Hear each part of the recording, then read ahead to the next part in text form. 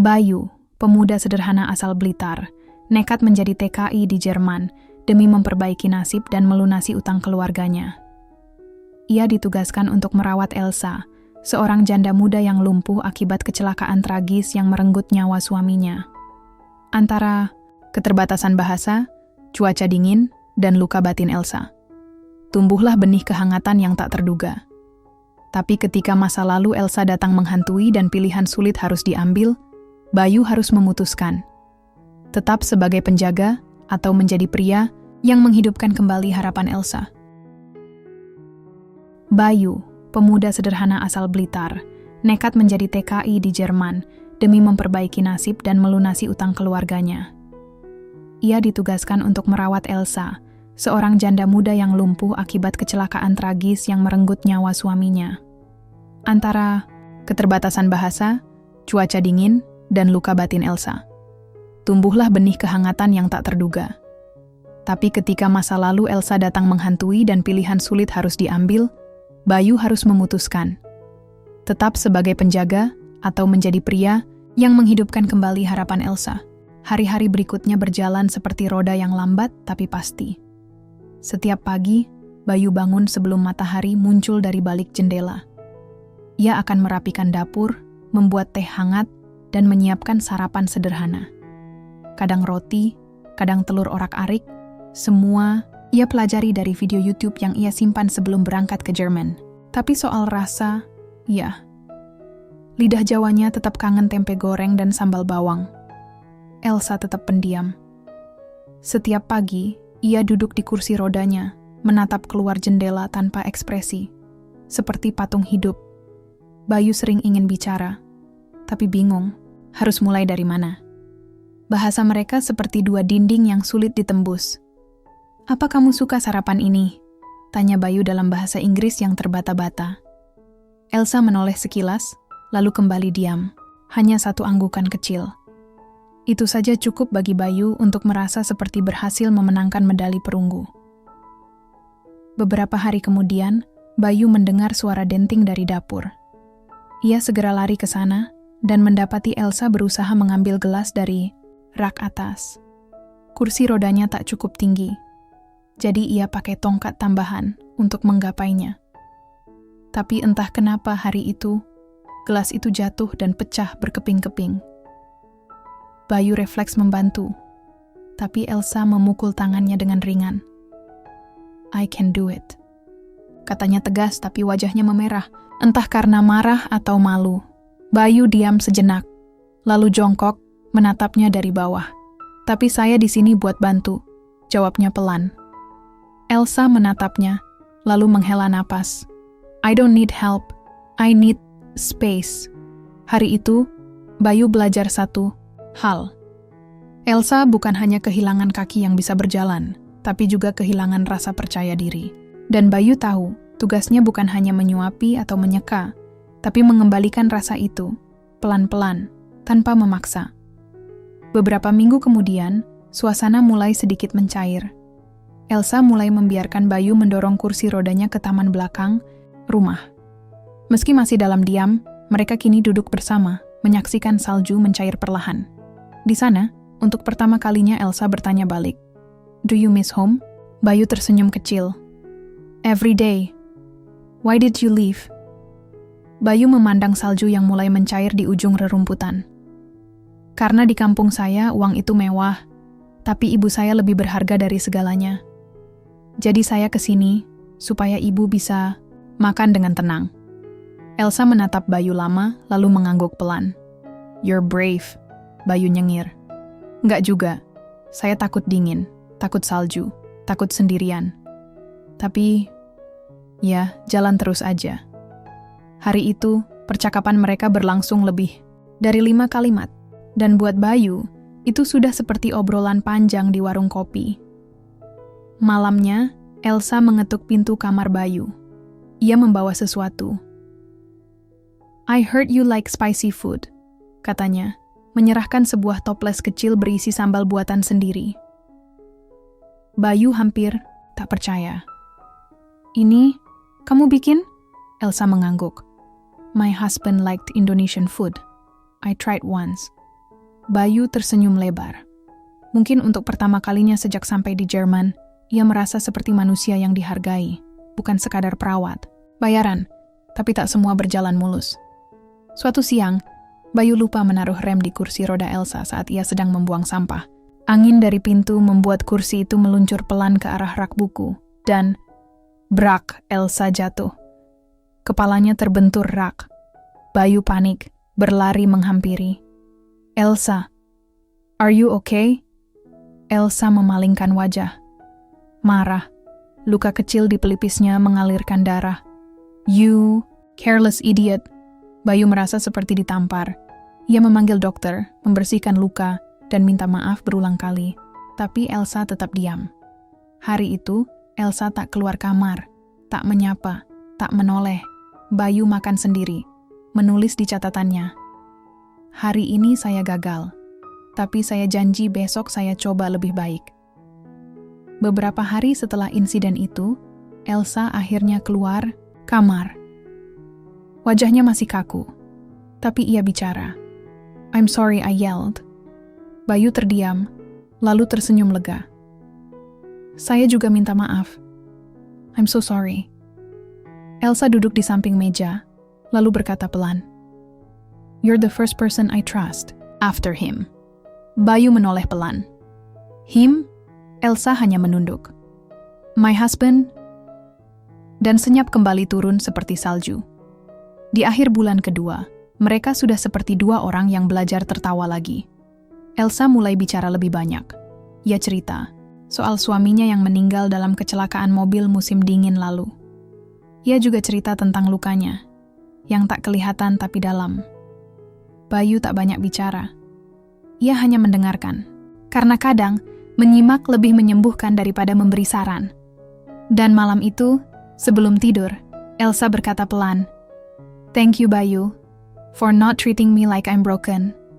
Bayu hanya tersenyum, lalu menjawab, Kamu bukan rusak, cuma lagi nyari cara baru buat berdiri. Musim dingin belum benar-benar pergi. Salju masih turun, walau tak selebat bulan lalu. Pohon-pohon di taman belakang rumah Elsa masih botak, daunnya pergi entah kemana. Tapi bagi Bayu, sesuatu mulai tumbuh, bukan di pohon, tapi di dalam hatinya. Elsa kini sudah lebih terbuka. Ia mulai bicara, bahkan kadang melontarkan candaan sarkastik khas orang Jerman. Bayu yang masih belajar memahami logat Jerman Inggrisnya seringkali salah tangkap, tapi justru dari situlah tawa-tawa kecil muncul. Suatu sore Bayu membawakan teh manis dan pisang goreng ke ruang tamu. Pisang itu hasil eksperimen dengan pisang beku dari supermarket Asia dan Elsa mencium aromanya. What is this? Smells strange. Bayu tertawa. Ini pisang goreng, favorit di kampung saya. Makan ini pas hujan rasanya kayak pelukan. Elsa mengangkat alis mencicipi sepotong kecil. Matanya membesar sedikit. This is not bad. Bayu tersenyum puas. Berarti saya bisa buka warung nanti di sini. Elsa tersenyum juga. Senyuman tipis, tapi nyata. Dan untuk pertama kalinya, Bayu melihat cahaya di wajah yang selama ini selalu teduh dan dingin. Hubungan mereka makin cair. Elsa mulai meminta Bayu membacakan buku. Ia bilang suaranya menenangkan. Walau pelafalannya sering meleset, kadang Bayu yang minta diajari kata-kata Jerman sederhana. Dan saat Elsa tertawa karena Bayu menyebut kata Schmetterling, kupu-kupu, seperti orang keselek, Bayu tahu, ini bukan cuma kerja, ini lebih dari itu. Hari-hari mereka kini punya rutinitas baru. Setiap sore, mereka duduk di dekat jendela, memandangi salju atau mendengar lagu klasik dari speaker kecil. Kadang Elsa cerita tentang masa lalunya, tentang bagaimana ia dulu seorang guru musik, tentang suaminya, Lukas, yang tewas dalam kecelakaan mobil saat sedang dalam perjalanan ulang tahun pernikahan mereka yang keempat. Mobilnya tergelincir di tikungan. Aku di dalamnya juga, tapi dia yang pergi, kata Elsa dengan nada pelan. Bayu menunduk. Kamu pasti sangat sayang dia. Elsa menatap keluar jendela. Aku masih sayang, tapi aku juga ingin bisa berjalan lagi. Bukan cuma dengan kaki, tapi dengan hati. Kalimat itu menghantam Bayu lebih dalam daripada salju pertama yang ia injak di Jerman. Suatu malam, Elsa mengajak Bayu menonton film bersama. Ia memilih film animasi ringan, katanya agar pikirannya lebih santai. Bayu yang belum terbiasa duduk, lama di sofa empuk jadi gelisah, tapi ia tetap bertahan. Di tengah film, saat seekor karakter hewan lucu terjatuh dari tebing dan menyangkut di ranting, Bayu tertawa keras. Elsa menoleh padanya, geli melihat cara tertawanya yang lepas seperti anak kecil. Ia tertawa juga, sampai pundaknya terguncang. Itulah kali pertama Elsa benar-benar tertawa. Tawa yang panjang. Tawa yang tulus. Bayu terdiam. Lalu berkata, "Kalau tawa itu bisa disimpan dalam botol, saya pengen bawa pulang dan kasih ke ibu saya." Elsa menatapnya, masih dengan sisa senyum. "Then keep it here, and remind me if I ever forget how." Suatu pagi, Elsa tak tampak di kamar. Bayu panik, pikirannya langsung melayang ke kemungkinan buruk. Tapi suara air terdengar dari taman. Ia buru-buru keluar, dan di sana ia melihat pemandangan yang membuatnya tak bisa berkata-kata. Elsa duduk di kursi rodanya, mencoba melukis. Di atas pangkuannya terletak kanvas kecil. Warnanya cerah, biru, hijau, dan kuning. Bukan lukisan yang sempurna, tapi ada kehidupan di dalamnya. Bayu mendekat pelan. "Kamu melukis?" Elsa menoleh, tersenyum. "Lama sekali aku nggak melukis, tapi pagi ini, entah kenapa, aku ingin..." Bayu jongkok di sampingnya, melihat lukisan itu. "Ini taman belakang kita?" Elsa mengangguk. "Dan ini kamu," ujarnya sambil menunjuk bayangan kecil di ujung kanvas. Seorang pria kurus dengan topi rajut. Bayu terkekeh. "Kurus banget, karena kamu selalu lupa makan. Sibuk ngurusin aku." Bayu menggaruk kepala. "Tapi saya senang, kamu mulai bisa tersenyum lagi." Elsa menunduk, lalu pelan ia berkata, "Kamu membuatku merasa hidup lagi." Bayu terdiam, hatinya berdebar. Ia tak pernah menyangka akan mendengar kata-kata seperti itu dari seorang wanita bule di negeri sejauh ini, apalagi dari seseorang yang hatinya sudah lama terkubur salju kenangan. Malam itu, Bayu menulis di buku catatannya, "Hari ini dia tertawa. Hari ini dia melukis. Mungkin aku bukan siapa-siapa, tapi kalau kehadiranku bisa bantu dia hidup kembali, maka semua perjalanan jauh ini layak." Musim semi mulai menyelinap pelan-pelan. Bunga liar bermekaran di sudut taman belakang. Bayu menanam cabai kecil di pot, dan Elsa mulai keluar rumah lebih sering. Ia bahkan berani mencoba berdiri dengan alat bantu, meski hanya beberapa detik.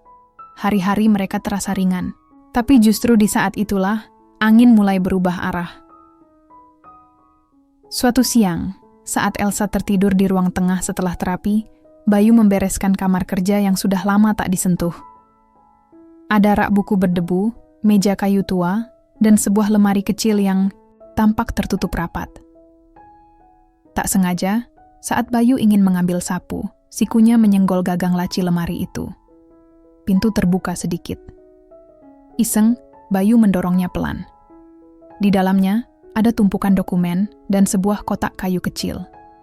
Bukan urusannya, pikir Bayu. Tapi rasa ingin tahu menari-nari di kepalanya, seperti anak kecil di pasar malam. Ia membuka kotak itu perlahan. Isinya, sepasang cincin pernikahan. Foto Elsa dan seorang pria, mungkin Lukas, sedang tertawa di pantai. Dan selembar surat yang membuat tangan Bayu gemetar. Surat itu bertuliskan, "Untuk Lukas, aku minta maaf. Aku tahu aku tak bisa." Memutar waktu. "Tapi andai kamu tahu alasan kenapa aku melakukan itu." Bayu tak melanjutkan. Ia menutup surat itu cepat-cepat, tapi tak cukup cepat. Karena Elsa sudah berdiri di pintu kamar, kursi rodanya ditinggal beberapa langkah di belakang. "Kamu masuk ke kamar itu?" Suara Elsa pelan, tapi dingin. Lebih dingin dari salju pertama yang pernah Bayu rasakan. Bayu panik. "Maaf, aku tidak sengaja." Elsa merebut surat itu dari tangannya. Napasnya tersengal, matanya berkaca-kaca. Kamu nggak punya hak. Bayu menunduk. Aku tahu, aku salah. Tapi aku khawatir. Pergi dari sini. Kamu marah, aku ngerti. Tapi jangan begini, aku nggak berniat. Keluar, teriak Elsa, kali ini lebih keras. Bayu mundur, dan untuk pertama kalinya sejak ia datang, ia merasa seperti orang asing. Hari-hari setelah itu terasa hampa. Elsa tak bicara. Ia bahkan tak menyapa saat Bayu menyajikan makanan. Taman belakang sepi. Musik klasik tak terdengar lagi. Senyuman itu yang perlahan tumbuh di wajah Elsa, seolah kembali mati. Bayu merasa seperti menghancurkan sesuatu yang rapuh. Dan yang paling menyakitkan, ia tak tahu bagaimana memperbaikinya. Malam itu, ia duduk di dapur, menatap kosong ke cangkir tehnya. Apa saya keterlaluan, Bu? Gumamnya, membayangkan ibunya di Blitar, sedang duduk di beranda, menenun tikar sambil menunggu telepon darinya. Ia membuka catatan kecil yang selalu ia bawa. Kadang, niat baik pun bisa jadi pisau kalau dibuka di waktu yang salah. Beberapa hari kemudian, telepon rumah berdering. Bayu mengangkat. Suara laki-laki di ujung sana berbicara dalam bahasa Jerman cepat. Bayu tak paham, hanya menangkap kata Unfall, kecelakaan, dan Krankenhaus, rumah sakit. Ia buru-buru mencari Elsa. Elsa sudah bersiap di kursi roda, wajahnya pucat. Siapa? Tanya Bayu. Elsa tak menjawab. Ia hanya menatap Bayu, lalu berkata pelan. Saudaraku, kecelakaan. Kita harus ke rumah sakit. Perjalanan ke rumah sakit itu sunyi. Tapi di tengah lorong putih panjang, saat mereka menunggu kabar dari dokter, Elsa berkata pelan. Waktu itu, aku dan Lukas bertengkar hebat. Aku bilang aku ingin berpisah. Dia bilang dia akan pergi. Lalu, mobil itu tergelincir. Aku selamat, dia tidak. Bayu menoleh, tak menyangka Elsa akan mengungkap semuanya. Aku pikir, aku penyebabnya. Aku yang minta dia pergi. Aku yang membiarkannya mengemudi dalam badai salju. Air mata mengalir dari mata Elsa. Dan sejak saat itu aku berhenti melukis, berhenti bermain musik, berhenti hidup. Bayu menggenggam tangannya pelan. Tak berkata apa-apa, hanya menggenggam. Kadang, itu lebih cukup dari 1000 ucapan.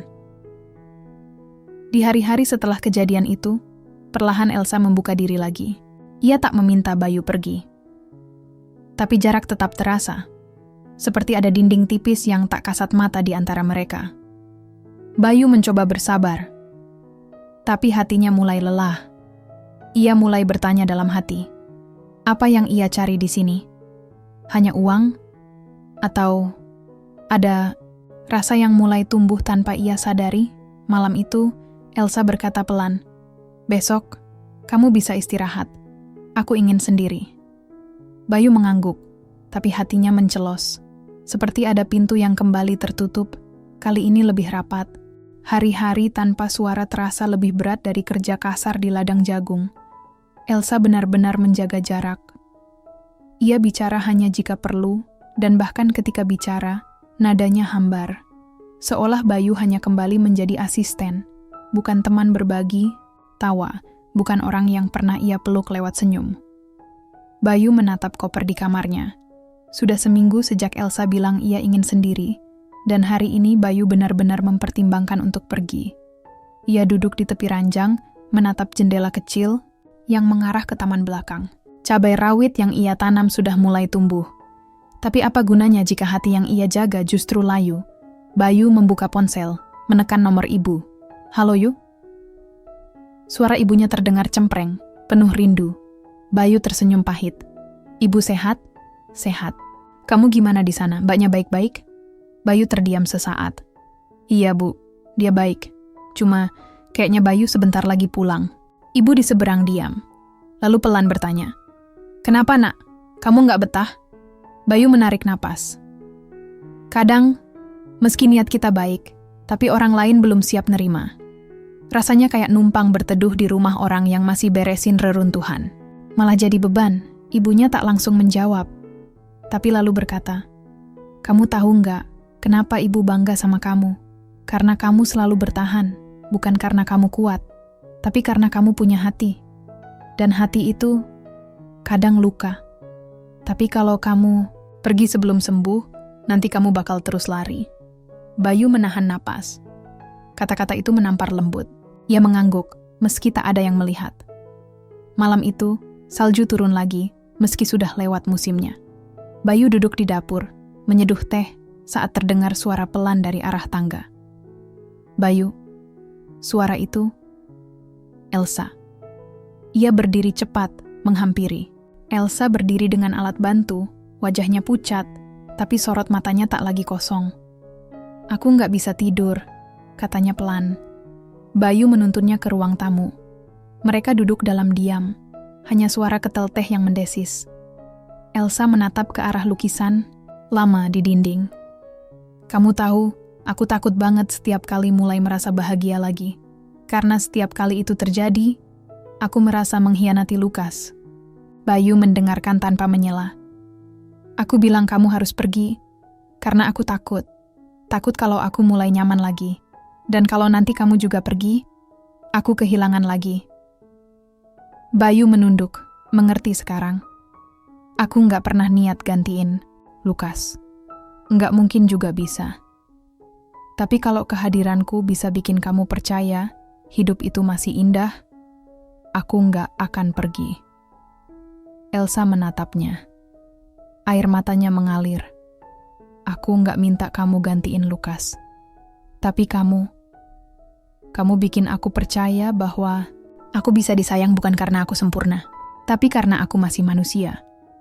Pagi berikutnya, untuk pertama kalinya sejak Elsa lumpuh, ia meminta Bayu untuk menemaninya berjalan keluar rumah, menuju taman kecil di depan.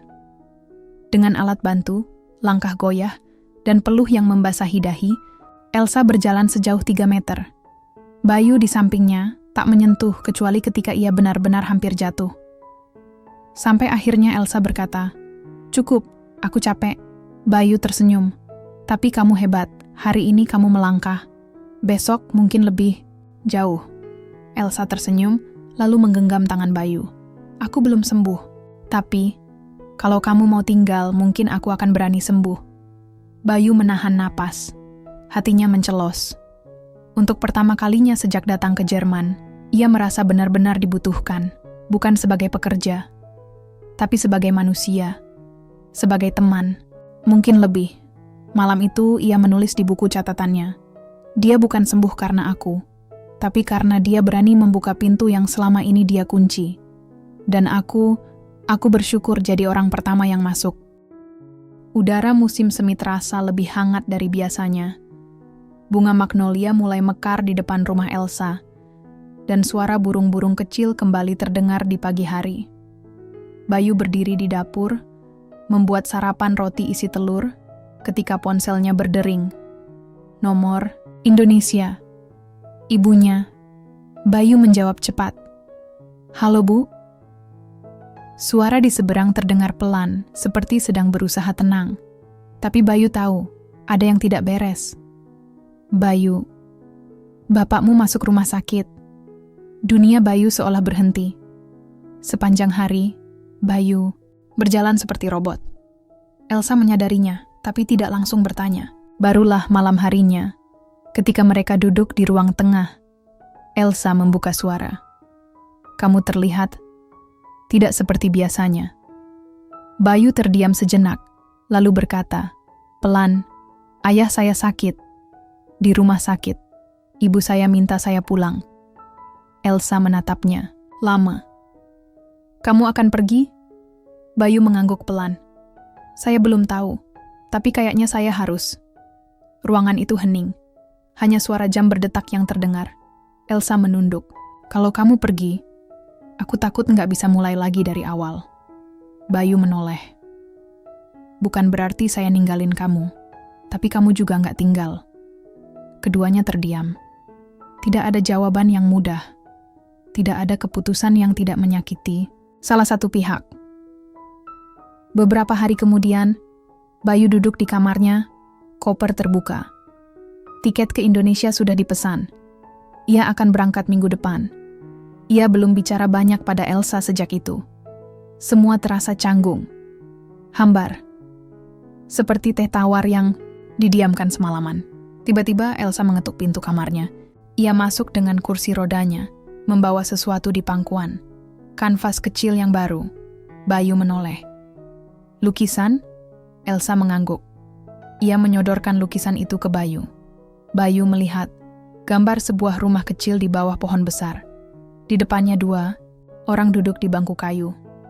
Salah satunya pakai topi rajut. Satunya lagi perempuan dengan tongkat di tangannya. Itu kamu dan aku, kata Elsa pelan. Di hari kamu datang lagi. Bayu tersenyum kecil. Kamu yakin saya bakal balik? Elsa menatapnya, kali ini dengan air mata di pelupuk mata. Nggak tahu, tapi aku berharap. Karena selama ini, aku belajar jalan lagi bukan cuma buat diriku, tapi karena aku ingin mengejar seseorang kalau dia pergi. Bayu menelan ludah. Kalau saya tinggal, saya merasa bersalah sama keluarga saya. Tapi kalau saya pulang, saya takut ninggalin kamu di saat kamu butuh. Elsa menunduk. Kamu tidak harus memilih. Mungkin kamu hanya harus percaya bahwa apapun yang kamu pilih akan selalu ada jalan pulang. Di malam terakhir sebelum keberangkatannya, mereka duduk di taman belakang. Cabai rawit sudah mulai memerah. Bayu memetik 1, lalu berkata, "Kecil-kecil begini, tapi pedasnya bisa bikin orang nangis." Elsa tertawa kecil. "Kayak kamu, badan kecil tapi bikin hatiku berantakan." Bayu tertawa, lalu keduanya terdiam.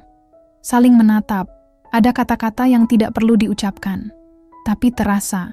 Jaga dirimu, Elsa. Kamu juga, Bayu. Bayu menatap. Langit malam Jerman, dingin tapi damai. Di balik rasa sedih, ada secercah harapan. Karena kini ia tahu, hati bisa punya 2 rumah. Satu di Indonesia, dan satu di dalam senyum seseorang yang berhasil sembuh karena kehadiranmu. Langit Blitar sore itu kelabu, seperti ikut menahan air mata yang enggan jatuh.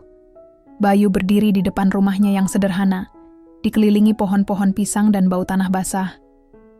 Tangannya masih membawa koper, tapi langkahnya seperti enggan masuk. Ibunya membuka pintu dan langsung memeluknya. "Kamu kurusan, Yu," katanya sambil menahan isak. "Tapi matamu lebih dewasa." Di dalam rumah, ayah Bayu terbaring di ranjang. Tubuhnya lemah, tapi senyumnya tetap sama seperti terakhir Bayu lihat. Hangat, meski samar. "Anak lanangku akhirnya pulang," ucapnya lirih. Bayu menggenggam tangan ayahnya. Dada Bayu sesak, tapi ia bersyukur bisa di sini, menemani, mendoakan. Beberapa minggu berlalu, ayah Bayu mulai membaik. Tidak sepenuhnya pulih, tapi cukup sehat untuk duduk di teras dan menyeduh kopi hitam kegemarannya. Bayu membantu ibunya di sawah, menanam padi, dan sesekali memperbaiki genteng rumah. Tapi di sela kesibukan itu, pikirannya sering melayang ke taman kecil di Jerman, ke suara lembut Elsa yang menyebut namanya, ke lukisan 2 orang di bawah pohon besar. Setiap malam, Bayu mengecek ponselnya. Elsa belum menghubungi. Tidak ada pesan, tidak ada panggilan.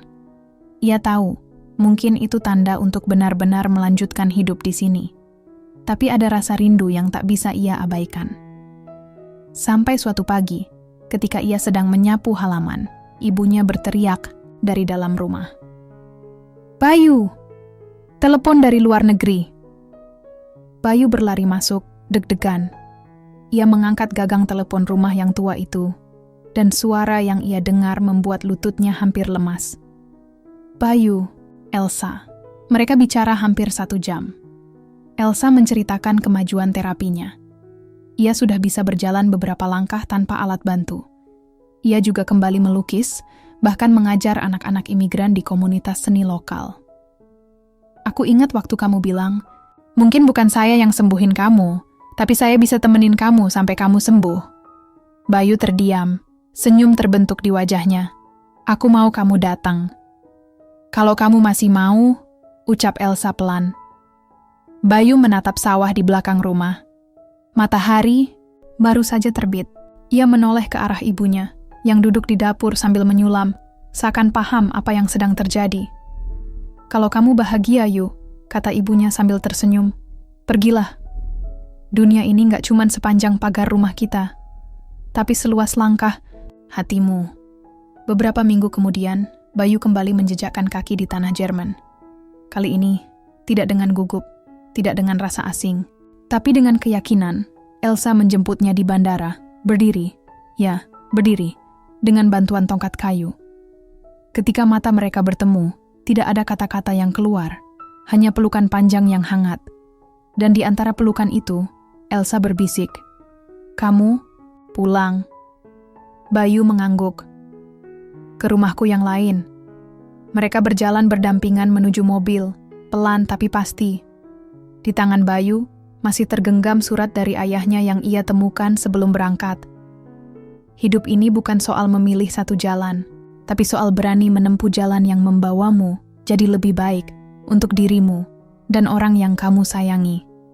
Dan hari itu, Bayu tahu, ia tidak hanya jadi bagian dari hidup Elsa, tapi dari proses bangkitnya, dari lukanya, dari sembuhnya, dan dari harapan baru yang kini mereka ciptakan bersama.